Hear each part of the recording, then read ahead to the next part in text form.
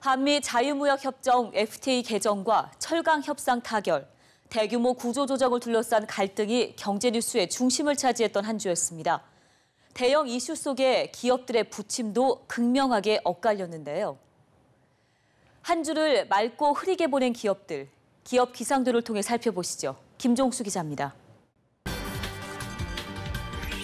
한 주 기업 뉴스 리뷰 주간 기업 기상도입니다. 미세먼지의 황사까지 파란 하늘 보기 힘든 한 주였습니다. 안으로는 구조조정, 밖으로는 통상전쟁이 두드러진 경제 현장 같더군요. 그러면 한 주간 맑고 흐린 기업 찾아 출발합니다.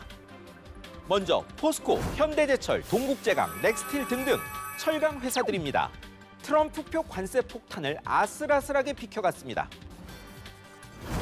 관세부가 하루 전 부과 대상에서 잠정 제외된 뒤 한미 자유무역협정 개정 협상과 연계해 관세 안 물리기로 합의 봤습니다. 느닷없이 관세 25% 내라는 억제에서 제일 먼저 벗어난 겁니다. 철강업계는 한숨 돌렸습니다.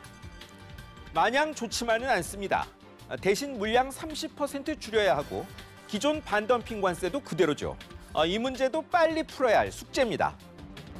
다음은 현대차 그룹입니다. 재벌의 구조적 문제, 꼬리에 꼬리를 무는 순환 출자 완전히 끊어내기로 했습니다. 지주회사 현대모비스 일부 떼내 사익 편취 의혹받던 글로비스에 합칩니다. 정몽구 회장 부자는 글로비스 지분을 팔고 이어 계열사 보유 모비스 지분 사들여 순환 출자를 없애는 겁니다. 지분 사는데 4조 5천억 원, 글로비스 지분 팔 때 세금 1조 원 넘게 든답니다.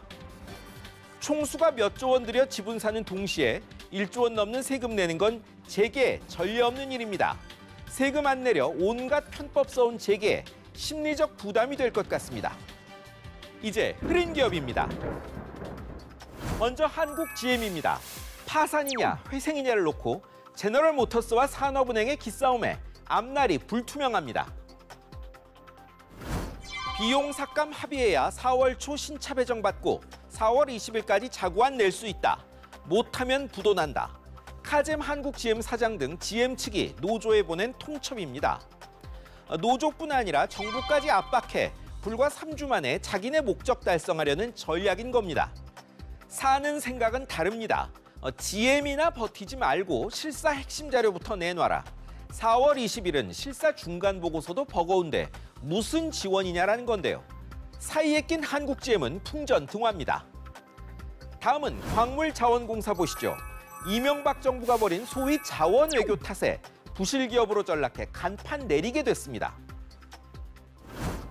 자원사들이란 닭달에 제대로 파악도 못 해본 곳에 거액 쏟아부었더니 자원은 안 나오고 나온 곳은 채산성 떨어져 빚더미에 앉았습니다. 빚이 5조 8천억 원인데 완전 자본 잠식이라 부채 비율 산정이 안 됩니다. 올해 갚을 돈만 7천억 원대, 1년 매출 곱절입니다.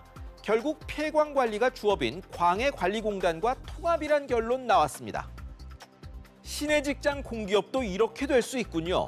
하지만 폐광 지역은 강원랜드 대주주 광해관리공단 돈이 부실 메우는 데 쓰일까 벌써 심기가 불편합니다. 다음은 하나금융입니다. 회장의 세 번째 연임은 성사됐는데 채용 비리로 임원 2명이 구속됐습니다. 하나금융이 지금 금융당국과 불편한데요. 이유는 두 가지입니다. 하나는 김정태 회장의 세 번째 연임, 다른 하나는 채용 비리입니다. 후자는 사내 고위직 관련 지원자에 특별한 전형을 하거나 면접 점수 높게 줘 합격시켰다는 의혹이죠. 결국 의혹이 제기된 2016년 당시 인사부장이었던 현직 임원 2명의 구속영장이 발부됐습니다. 해당 규정이나 관행을 인사부장이 만들어 시행했을까요? 금융감독원이 세게 조사한다고 했으니 책임자가 밝혀지겠죠. 이번엔 CJ 헬스케어, 일동제약, 한미약품 등등 여기 있는 제약사들입니다. 약 좀 더 팔려고 했다 더 큰 손실 보게 됐습니다. 복지부가 의사들에게 리베이트 준 사실 들통난 이들 11개 제약사 340개 품목에 건강보험 지불 약값을 평균 8% 이상 내렸습니다. 리베이트 줄 만큼 이익 나니 헛돈 쓰지 말고 약값이나 깎자는 취지겠죠. 절약될 건보료가 170억 원. 제약사들은 약 더 팔려다 이 돈 날린 겁니다. 제약사들이 이 처분에 소송 걸 모양입니다. 그래봐야 전부 취소는 안 될 텐데요. 소송비는 날려도 약값은 못 내리겠나 봅니다. 올해 1인당 국민소득 3만 달러를 넘는다는데 분위기는 영 아니죠. 왜 그런가 했더니 기업 국가는 더 찾는데 임금 몫은 줄었더군요. 국민들 지갑이 채워지고 미래 불안이 없어야 경제가 산다는 평범한 진리 되새기게 합니다. 지금까지 주간 기업 기상도였습니다.